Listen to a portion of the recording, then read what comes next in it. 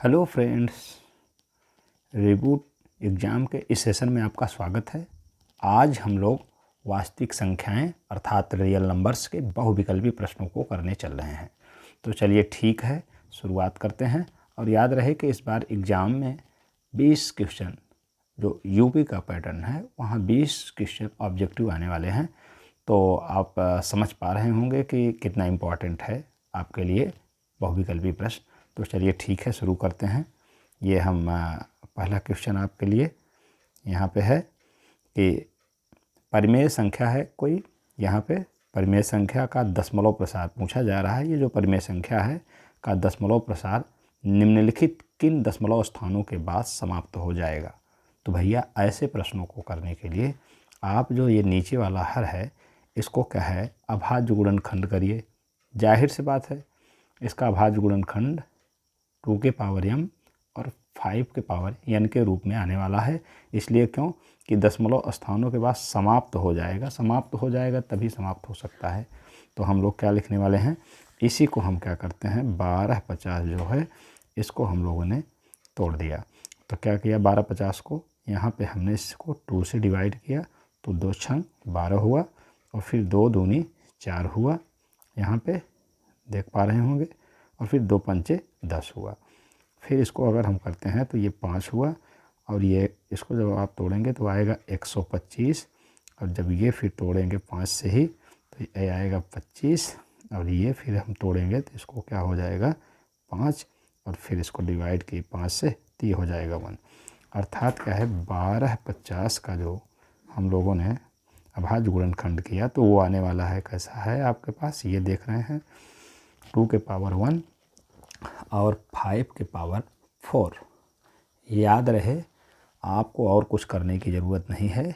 यहाँ जो अभाज्य गुणनखंड आए हैं 2 और 5 के, जिसका क्या है घात अधिक है और जितना है, मतलब जिसका घात अधिक है और जितना है, ठीक है उतने अंक के बाद इसका दशमलव प्रसार क्या है करने पर समाप्त हो जाएगा। दशमलव प्रसार करने के बाद उतने अंक के बाद, दशमलव उतने अंक चलने के बाद ये एंड हो जाएगा। तो चलिए यहाँ पे 4 दिख रहा है, इसका मतलब ये 4 अंक, ठीक है। तो चलिए अगला क्वेश्चन हम लोग देखते हैं। ये दूसरा जो है, दूसरा वाला भी सेम इसी के प्रकार का है, तो आप ये देख लीजिए, लेकिन थोड़ा सा पूछने का तरीका अलग है। तो दूसरे में कह रहा है कि हर के 2 द पावर m और इंटू 5 टू पावर n के रूप के आधार पर ज्ञात कीजिए कि इतने का दशमलव प्रसार कितने स्थानों तक होगा। तो भाई दशमलव प्रसार कितने स्थानों तक होगा, इसके बाद एंड हो जाना है। तो हम देख रहे हैं 1250 यहाँ नीचे भी है, तो जाहिर सी बात है अभी अभी हम लोगों ने क्या है किया है, तो पता चला क्या है, जैसे ये 4 स्थानों के बाद समाप्त हो जाएगा, तो वैसे क्या है अब ऊपर कुछ भी नंबर हो लेकिन नीचे वाले से पता चल रहा है कि यह भी 4 स्थान के बाद समाप्त हो जाने वाला है। तो दशमलव प्रसार दशमलव के 4 स्थानों के बाद एंड हो जाएगा, ठीक है। तो फिर ये हम लोग तीसरा देख लेते हैं। तीसरा वाला क्वेश्चन जो है ये भी बहुत अच्छा है, और लिखा है कि शांत दशमलव संख्या में व्यक्त हो सकने वाली परिमेय संख्या होगी। तो भाई परिमेय संख्याएं आपके पास 4 लिखी गई हैं और कह रहा है कि कौन सी ऐसी परिमेय संख्या है जिसका क्या है दशमलव प्रसार शांत होगा। तो आप जानते ही हैं कि जो परिमेय संख्या होती है, परिमेय संख्या का दशमलव प्रसार या तो शांत होता है या तो फिर अशांत, और अशांत होता है तो आवर्ती होता है, ठीक है। तो हमसे ये पूछ रहा है कि इसका क्या है शांत होगा। तो शांत उसी का होगा जिसके हर का अभाज्य गुणनखंड 2 द पावर m और इंटू 5 टू पावर n के रूप का होगा। तो चलिए हम यही देख लेते हैं, मतलब अगर शांत होगा तो हमारे पास ये बात होनी ही चाहिए। अगर ये बात होगी तो देख लेते हैं, यहाँ तो नहीं होगा, ये तो कट है। क्यों नहीं होना है, क्योंकि यहाँ पे देख रहे हैं 7 टू पावर 5, 2 और 5 के अलावा आ गया। भाई या तो 2 आए या 5 या दोनों, इसके अलावा कुछ ना आए।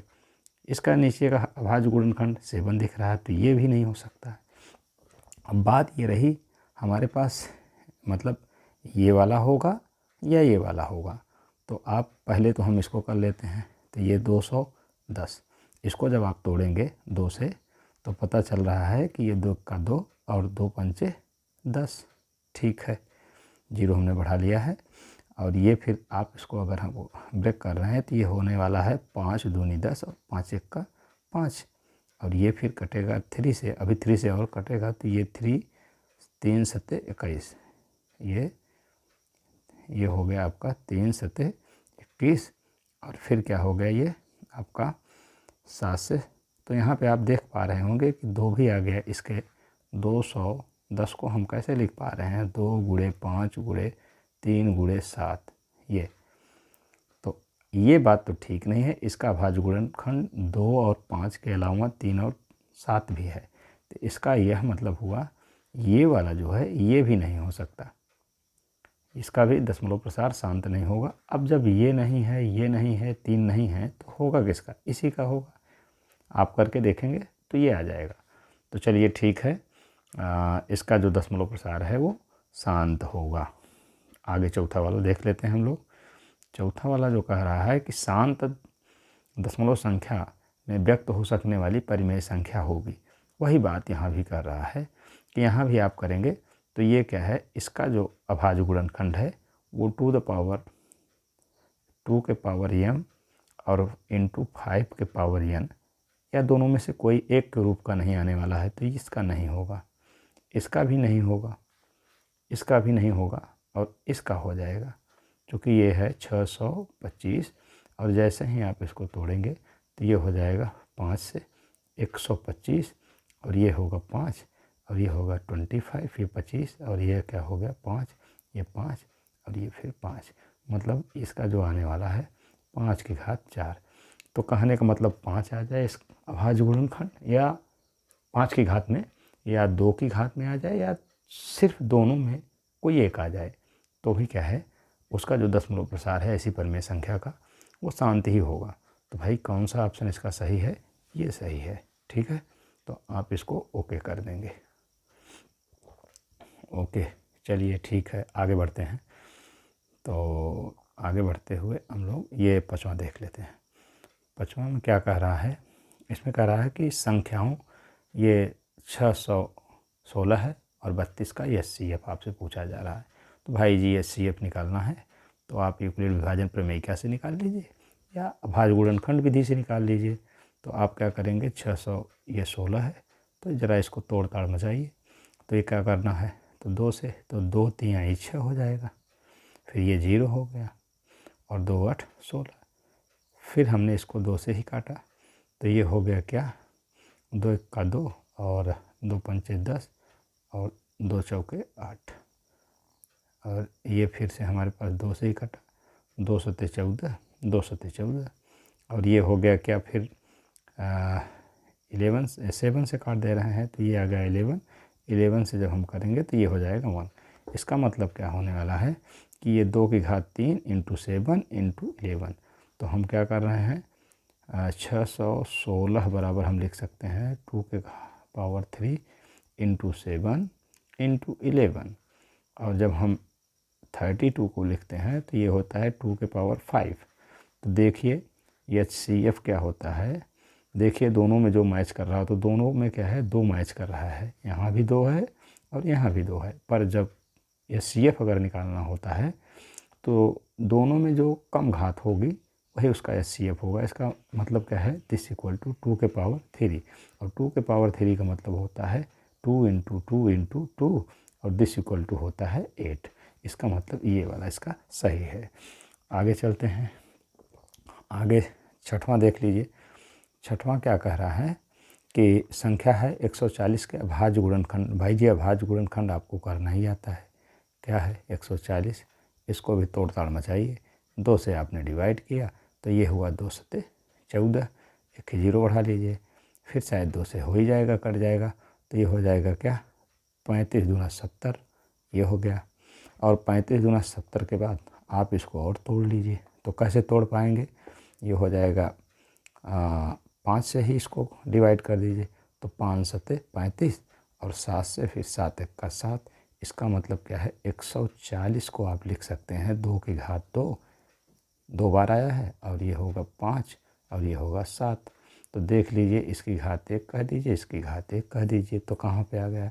ये शायद पहला वाला इसका सही है, 2 की घात 2, 5 की घात 1 और 7 की घात 1। चलिए ठीक है, ये सही हुआ पहला इसका। तो छठवां के बाद सातवां देख लेते हैं। सातवां क्या कह रहा है भाई जी, इसको देख लेते हैं। ये कह रहा है कि दिया है लस किसका? इनका लस इतना है, तो कह रहे हैं म से बताना है इन्हीं का। तो हम ये जानते हैं, अगर दो संख्याएं हैं तो उनका लस और मस किस तरीके से लिखा जाता है। एक फार्मूला है कि लस गुणे मस बराबर होता है पहली संख्या गुणे दूसरी संख्या। तो फिर ठीक है, हमारे पास लस तो शायद दे रखा है दोनों संख्याओं का, क्या है? ये है 31 68, ठीक है, इंटू मस, ठीक है, मस तो आपको निकालना ही है। तो पहली और दूसरी संख्या क्या है? ये 132 है और गुणे 288 है। आपको निकालना है तो दिस इम्प्लाइज दैट मस यहीं पे छोड़ा और ये हो गया 132 गुणे 288 और ये बटे क्या है 31 6 68। अब इससे आप कुछ भी है काट पीट मचा दीजिए और इसका जो आंसर आने वाला है वो कैसा आने वाला है? 12 आने वाला है। तो आप समझ पा रहे होंगे, बस इसको हल करना है और हल करने के बाद आपको आंसर दे देगा 12। तो चलिए ठीक है, हम लोग आगे का देख लेते हैं। आगे का 8वां नंबर ये है आपका 144 के अभाज्य गुणनखंड में अभाज्य संख्याओं की घातों का योग है। ठीक है, अभाज्य गुणनखंडों की घातों का योग आपसे पूछा जा रहा है। तो 144 को ऐसे लिख दीजिए और अभाज्य गुणनखंड कर लीजिए। तो भाई क्या है, ऐसे लिखने से अच्छा है कि इसको हम ऐसे ही कर सकते हैं डायरेक्ट। क्या है? 12 गुणे 12, 144 को ऐसा लिख दीजिए और इसको थोड़ा और तोड़ दीजिए अभाज्य गुणनखंडों में। तो हो जाएगा 3 गुणे 4 और ये भी हो जाएगा 3 गुणे 4 और ये और अभाज्य गुणनखंड में लिखना चाहेंगे तो ये हो जाएगा 2 की घात 2 इंटू 3 और ये हो जाएगा 3 इंटू ये भी हो गया 2 की घात 2 और ये क्या है? इनकी घात हो गई 2 की घात 4 गुणे 3 की घात 2। तो आप क्या है, इनकी घात, यही है अभाज्य गुणनखंड। कह रहा है इनकी अभाज्य गुणनखंडों के घातों का योग। तो भैया घात क्या है इनकी? 1 की 4 है और धन 1 की 2 है, तो ये 6 होने वाले हैं। ठीक है, तो पता चला कि 4 2 6, मतलब क्या है? अभाज्य गुणनखंडों की घातों का योग जो है वो हमारे पास 4 2 6 है। ठीक, आप समझ पाए होंगे। आगे का क्वेश्चन देख लेते हैं।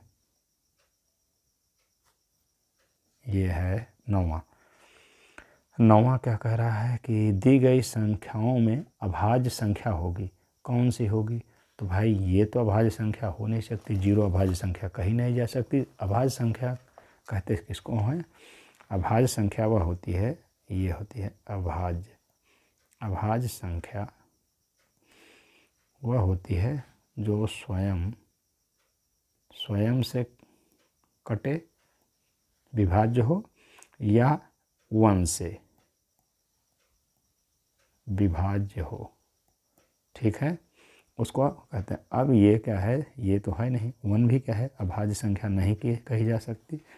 8 क्या है? अभाज्य है नहीं, चूँकि 8 तो 2 से भी, 8 से भी, 4 से और इन सब से कट जाएगा। तो यहाँ पे जो अभाज्य संख्या है वो 2 है। ठीक है, आगे बढ़ते हैं। 10वां जो है वो है, कह रहा है कि किसी धनात्मक पूर्णांक q के लिए प्रत्येक धनात्मक समपूर्णांक का रूप होगा। तो भैया समपूर्णांक का रूप इसमें से जब देखेंगे तो ये C सही है, क्योंकि ये है 2q। अगर 2q + 1 हो जाए तो ये तो सम बता रहा है और +1 हो जाए के बाद एक तुरंत विषम आ जाएगा। तो अगर विषम पूछा जाए तो उसका 2q + 1 होगा और सम क्या होगा? 2q। ये सही है। 11वां देख लेते हैं। 11वां, अच्छा 11वां कह रहा है किसी धनात्मक पूर्णांक p के लिए प्रत्येक धनात्मक विषम पूर्णांक का रूप होगा। अभी विषम पूर्णांक, तो भैया सम पूर्णांक तो ये होता, और विषम पूर्णांक क्या है यहाँ पे डी वाला, देखिए विषम पूर्णांक ये हो जाएगा। अभी अभी सम पूर्णांक की बात हुई है, सम पूर्णांक 2p होगा, अगर 1 जोड़ दिया जाए इसमें तो ये विषम हो जाएगा। कैसा हो जाएगा? विषम। तो यहाँ पे ये सही है। ठीक है, अब इसके बाद देख लेते हैं हम लोग 12 नंबर वाला 12। इसमें क्या कहा है कि कह रहा है कि यदि 26 156 का लस 156 है तो मस का मान बताओ। तो भाई ये भी वही हाल है कि हम जानते हैं कि मस गुणे लस बराबर पहली संख्या गुणे दूसरी संख्या। तो मस हमारे पास इतने का लस दे रखा है, तो चलिए मस पूछ रहा है तो मस तो हमने यहीं छोड़ दिया, निकालना है। और लस 156 या पहली संख्या है 26 और दूसरी को हमने कह दिया कि 156। अब जाहिर सी बात है मस यहीं पे छोड़ दिया, निकालना है। और 26 गुणे लिखा 156 बटे लिखा 156 से ये कैंसिल हुआ, ये हुआ 26। इसका मतलब बी सही है। ठीक है, आगे देख लेते हैं। आगे 13 नंबर कह रहा है कि निम्न में शांत दशमलव है। शांत दशमलव के बारे में तो आप समझते ही होंगे। तो अगर हम क्या है शांत दशमलव को अगर बताना चाहें किसके रूप में, 2 के पावर अगर हर कोई भी क्या है परिमेय संख्या है और उसका हर कैसा हो जी, उसका हर 2 द पावर m और इंटू 5 के पावर n के रूप का हो, के रूप का हो, तो वह संख्या शांत होती है। उस संख्या का दशमलव प्रसार शांत होता है। तो उस संख्या का दशमलव प्रसार शांत होता है। अच्छा, ये है एक बात। ये है तो हम आप देख लेना चाहेंगे, यहाँ पे देखेंगे, यहाँ पे है 10/3। तो भाई क्या है यहाँ का अभाज्य गुणनखंड आप देख पा रहे हैं, ना तो 2 है ना तो 5 है, दोनों में से कोई एक होता तो हो जाता। तो ये तो नहीं है। ये भी है 4/7 है, तो ये भी नहीं होगा। अभाज्य गुणनखंड ना तो 2 है ना तो 5 के रूप में है, 7 पड़ा हुआ है। और ये 11 है, ये भी नहीं होगा। ये 50 है, तो इसको अगर आप तोड़िए तो 50 को आप अगर तोड़ेंगे तो आपको मिलने वाला है क्या, ये 2 गुणे 5 और गुणे 5, हम 25 तो ना 50। तो देखिए 2 के पावर n 1 और 5 के पावर 2 है ना, ये 2 के पावर m इंटू 5 के पावर n के रूप का है। इसका मतलब इसका दशमलव प्रसार शांत होगा। ठीक, आगे देख लेते हैं। कह रहा है कि निम्न में परिमेय संख्या है, तो कौन सी परिमेय संख्या, तो आप जानते ही हैं, जो p/q के रूप में लिखी जा सके। तो भाई जी यहाँ पे आप देख रहे हैं परिमेय संख्या, यहाँ पे ये पहला वाला जो है ये हो नहीं सकता, चूँकि √31 है, √31 है, और ये होगा नहीं। ये √5 है, ये भी परिमेय संख्या नहीं है, तो ये भी नहीं होगी। ये अंडर क्या है 11 है, ये भी नहीं है। ये वाला देखिए सी वाला, ये है, क्योंकि 3 + √23 और माइनस √23, ये कैंसिल, बचा 3 और 3/1। दिस इज़ क्या है, परिमेय। ये परिमेय संख्या है। आगे देख लेते हैं। ये है 15 नंबर। 15 नंबर में क्या कह रहा है, हाँ ये बहुत अच्छा सवाल है। कह रहा है कि यदि 65 और 117 के HCF को इतने के रूप में व्यक्त किया जाता है तो यम का मान बताना है। तो भाई जी हम क्या कह लेते हैं, आप ये देखिए यहाँ पे कि ये 65 है, तो हमने इसको लिख दिया 13 गुणे 5, और ये है 117, तो इसको हमने लिख दिया 13 गुणे 9। ठीक है, तो अगर HCF कहा जाए इन दोनों का, तो दोनों में जो कॉमन है 13 है, यही है HCF। अच्छा, इनके HCF को कह रहा है कि कैसे व्यक्त किया जा रहा है, इस रूप में। तो लिखेंगे प्रश्नानुसार। प्रश्नानुसार फिलहाल आपको सॉल्व करना है, जैसे भी जल्दी में कर लीजिए आप, तो वैसे ही ठीक है। तो प्रश्नानुसार ये क्या हुआ 65 माइनस क्या हुआ 117, दिस इक्वल टू क्या होगा, ये है SCF ही है और यह भी SCF है, तो दोनों बराबर ही होंगे। ये है 13 के और आपको 65 तो यहीं छोड़ देना है, ये 13 और 117 उधर गया तो ये प्लस 117 हुआ। इसको जोड़ेंगे तो ये आने वाला है 7 3 10 की 0 और 1 1 2 1 3 और 130 आएगा। ये 65 बराबर इतना की वैल्यू चाहते हैं 130/65 लिख देंगे, कैंसिल हुआ, ये आएगा 2। इसका मतलब की वैल्यू आने वाला है 2। चलिए ठीक है, आगे देख लेते हैं हम लोग। ये 16 वाला, यहाँ पे हमसे कहा जा रहा है कि इतने का दशमलव प्रसार होगा। कैसा होगा भाई, जाहिर सी बात है इसका हर क्या है 2 के पावर m इंटू 5 के पावर n के रूप का है। अतः ऐसे का क्या होता है, दशमलव प्रसार शांत ही होता है हमेशा, तो पहला वाला ही सही है इसका। ठीक, आगे देख लेते हैं। ये 17वां है। इसमें कहा जा रहा है कि √2 और √3 के बीच का क्या है परिमेय संख्या है। तो आप ये देखिए, जाहिर सी बात है ये 1 पॉइंट समथिंग आने वाला है और ये भी 1 पॉइंट समथिंग आने वाला है, जाहिर सी बात है। और इसके बीच का कहा जा रहा है, तो जाहिर सी बात है 1 पॉइंट के बीच का, 1 पॉइंट मतलब 1 तो आने वाला ही है। तो इसमें आप ये देखेंगे, इससे जैसे डिवाइड करेंगे 6/2 को, तो ये हो जाए दे देगा 3, तो ये तो 3 आ जाता है, तो ये हो नहीं सकता। और 3/4 अगर इसको किया जाए तो ये 0 पॉइंट समथिंग देगा, ये भी नहीं हो सकता। और यहाँ पे आप एक और देख लीजिए, डी वाला देखिए, तो देखिए कैसा है 4/5 है। अगर 4/5 कहा जाए तो जाहिर सी बात है ये भी 0 पॉइंट समथिंग देगा, मतलब ये भी नहीं हो सकता है। तो ये भी नहीं होगा। होगा कौन, ये तीसरा वाला का है। ये 3 में क्या है 2 से डिवाइड करते हैं तो 1 पॉइंट समथिंग देगा, जाहिर सी बात है वो इनके और इनके बीच का होगा। मतलब किसके बीच का, इसके बीच का ही होगा। यही आप समझ पा रहे होंगे। तो आगे देखते हैं हम लोग। ये है 18 नंबर। 18 नंबर में लिखा है कि एक परिमेय संख्या को एक शांत दशमलव के रूप में व्यक्त किया जा सकता है यदि हर के गुणनखंड हैं, क्या होने चाहिए। ये देखिए डी वाला सही है, 2 और 5। हम लोग जानते हैं ना 2 के पावर m इंटू 5 के पावर n के रूप का होना चाहिए, तो मतलब ये वाला सही है। और देख लीजिए 19 नंबर। यदि दो संख्याओं का SCF 1 है तो वे संख्याएं कहलाती हैं, भैया वे संख्याएं कहलाती हैं सह अभाज्य। क्या बोलते हैं उनको, सह अभाज्य संख्या बोलते हैं। आगे देख लेते हैं हम लोग। आगे है आपका, ये है 20वां। किन्हीं धनात्मक संख्याओं a और 3 के लिए अद्वितीय पूर्णांक q और r इस प्रकार विद्यमान होते हैं कि a बराबर 3q + r, तो r संतुष्ट करेगा।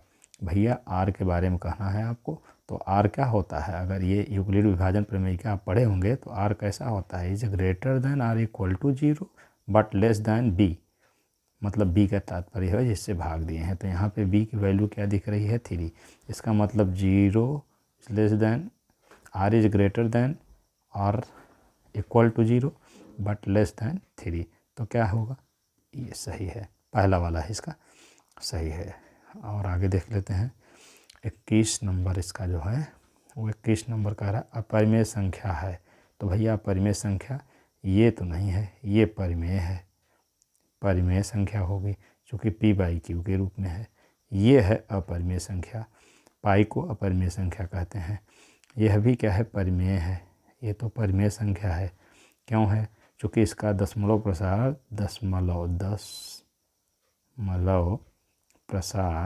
शांत है। कैसा है जी, शांत। और परिमेय संख्या का ही दशमलव प्रसार शांत होता है। इसको अगर देखा जाए तो ये 5/16 का वर्गमूल लेंगे तो 4 आ जाएगा। ये भी क्या है, p/q के रूप में है, तो सही आंसर यही है। ठीक, आगे देख लीजिए। यहाँ पे आपका 22 नंबर है। यदि दो धनात्मक संख्याएं a और b, a बराबर इतना है, b बराबर इतना के रूप में लिखी जाती हैं, जहां x और y अभाज्य संख्याएं हैं, तब HCF a b है।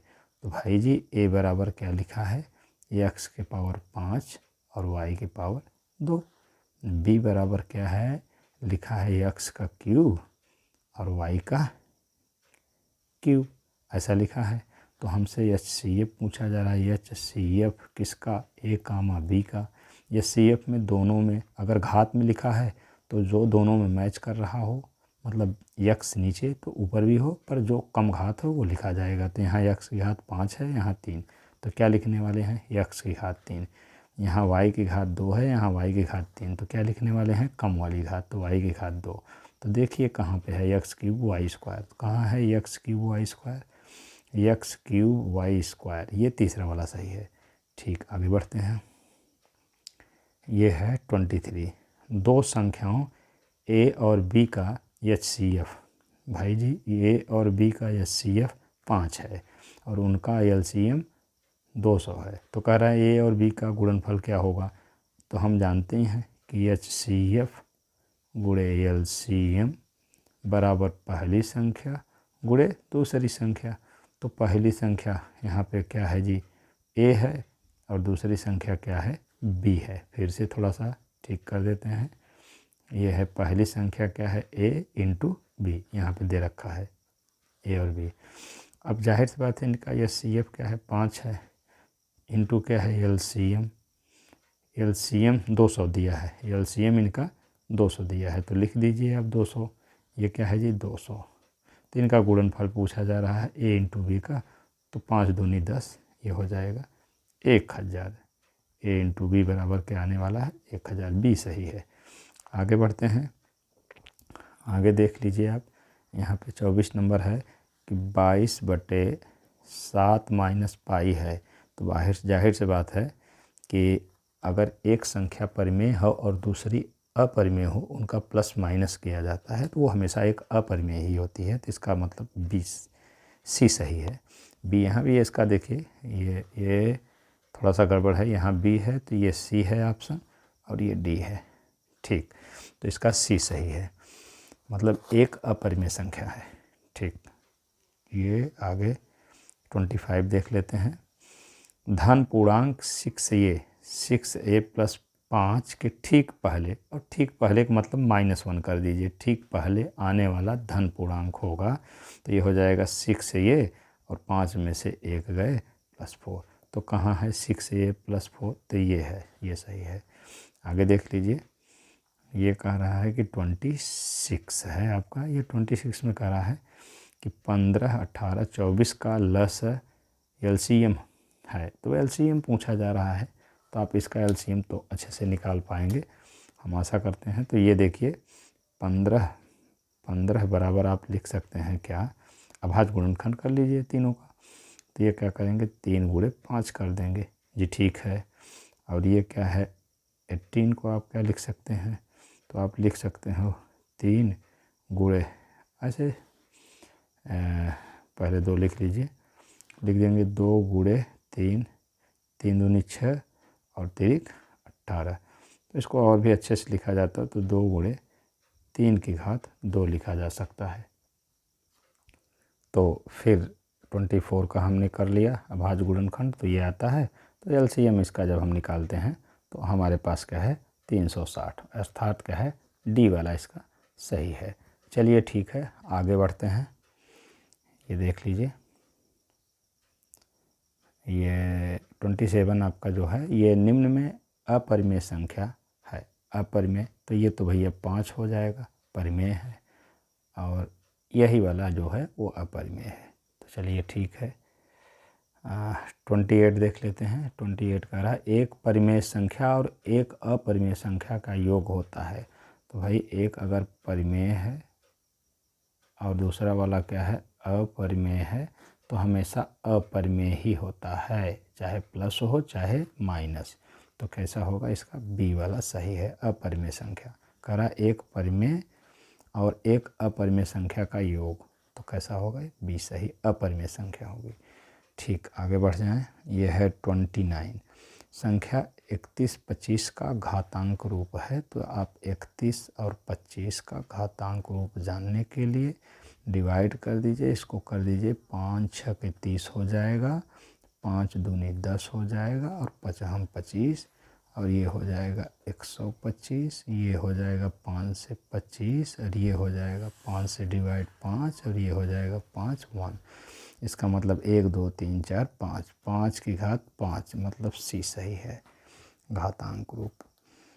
ठीक है, इसका 30वां देख लेते हैं। यदि संख्याओं इतने और इतने का HCF 9 दे रखा है, तो संख्याओं इतने और इतने का LCM ज्ञात करना है। आपने ये इसको खूब अच्छे से पढ़ रखा है कि भाई LCM इंटू HCF बराबर क्या है, पहली वाली संख्या गुणे दूसरी संख्या। अब जाहिर सी बात है, अगर LCM पूछा जा रहा है तो छोड़िए यहाँ पे LCM को ऐसे ही, और HCF यहाँ पे इसका 9 है तो लिख दिया। पहली संख्या है 306, दूसरी है 657, और ये LCM बराबर क्या करेंगे, 306 इंटू 657 अपॉन 9 कर देंगे। अब जाहिर सी बात है, आप इससे अगर भाग देंगे तो ये हो जाएगा 9 त्रिक 27, 9 त्रिक 27 और 9 चौके 36, 9 चौक 36। और जाहिर सी बात है, ये आप 34 इंटू 657 मल्टीप्लाई कर देंगे, आ जाएगा आंसर ये। आगे देख लेते हैं, इसका क्या है 31। यदि दो धनात्मक संख्याएं A और B, भाई A है और B है, तो ये शायद ऐसे क्वेश्चन को हम लोग कर चुके हैं, और अगर ये है एक संख्या और दूसरी संख्या ये है, तो इनका HCF शायद आगे किया गया है, दोबारा मिसप्रिंट से आ गया है। फिलहाल इसका कौन सा सही है, x की घात 3 और y की घात 2, मतलब C ही सही है। हो गया होगा, छपाई में कोई गलती आ गया यहाँ पे दोबारा, तो कोई दिक्कत नहीं है, फिर से कर लिए हम लोग। और ये भी दोबारा दिख रहा है, दोबारा ही है शायद। ये है क्या है, कह रहा है कि 22/7 माइनस पाई, और इसका क्या है, ये एक ऐसी संख्या है, तो यह एक अपरिमेय संख्या है। दोबारा कैसे आ गए हैं सारे क्वेश्चन, बस यही दो आ गए थे। तो चलिए ठीक है, और इसके बाद ये सेशन आपका समाप्त होता है। मिलते हैं आपसे अगले सेशन में ऐसे ही अच्छे अच्छे क्वेश्चंस को लेके, जो परीक्षा उपयोगी हैं, परीक्षा में बहुत ही क्या है इम्पॉर्टेंट है, आने वाले हैं। तो ऐसे एग्ज़ाम्स वाले क्वेश्चंस हम आपके साथ लेके आते रहेंगे। अब चलिए ठीक है, अगले सेशन में मिलते हैं, तब तक के लिए जय हिंद।